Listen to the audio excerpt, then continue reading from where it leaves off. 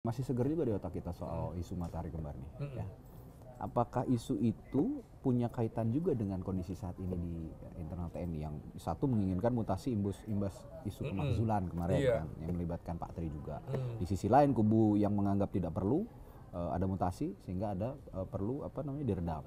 Nah, kira-kira itu juga berpengaruh ke ini isu mutasi ini atau maksudnya ada dampaknya ke situ? Ya, patut diduga ada loyalitas ganda kan.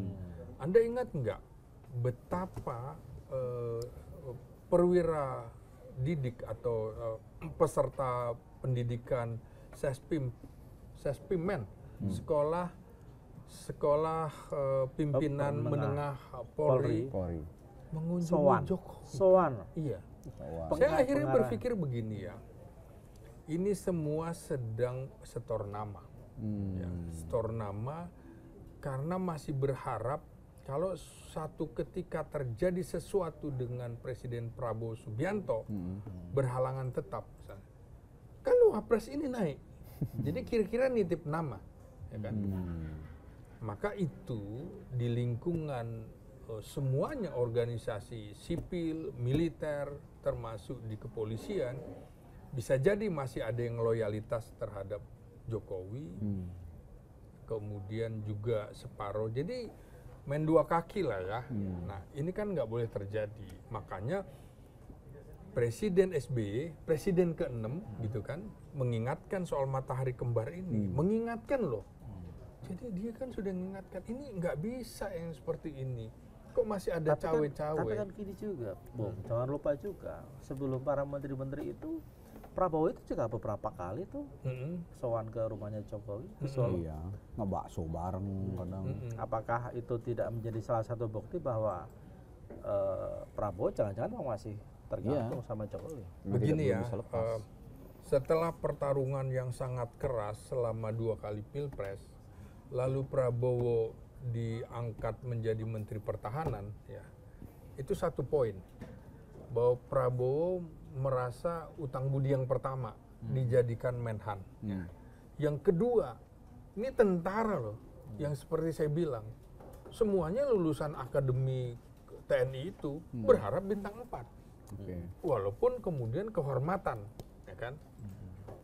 Ya paling enggak udah bintang 4. 2. Yang ketiga adalah dibantu dalam Pilpres. Nah, jadi ini menurut saya hutang budi yang tidak bisa serta-merta seperti membalikkan telapak tangan. Lunas langsung gitu, nggak bisa juga gitu. Oh, nggak bisa. Tapi mau sampai kapan begini? Ngeri juga soalnya kalau terus-terus begini. Oh iya, saya kira Prabowo punya langkah dari teknik, taktik maupun strategis. Kapan dia akan berbalik arah dan segala macam. Kita hitung nih. Lebaran itu maksudnya gimana? Jadi berseberangan. Nah, gitu. begini ini kan sudah kira-kira 6 bulan nih. Kayak main bola nih ya, main bola. Prabowo ini terlalu banyak goceknya. Muter-muter nggak nendang-nendang ke gawang. Salah-salah nanti bolanya diambil pemain lawan.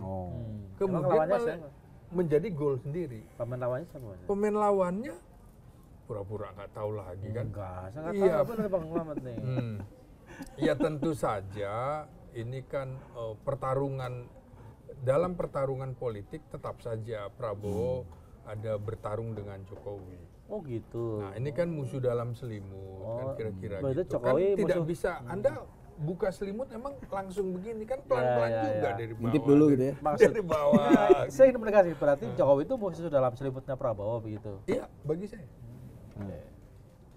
Kalau tidak misalnya ya, buat apa dia mengambil alih pansel KPK, menentukan komisi pemberantasan korupsi.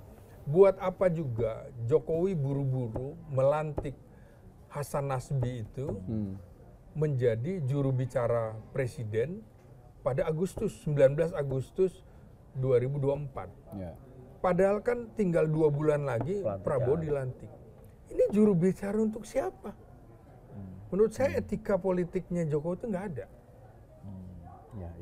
Ini kan harusnya seperti itu. Sama dengan betapa Hasan Nasbi juga itu nggak tahu malu. Makanya menurut saya dia tidak diberikan akses. Kalau udah mundur. Juru bicara tapi tidak diberikan akses, makanya blunder-blunder terus. Artinya apa? Tidak diberikan akses.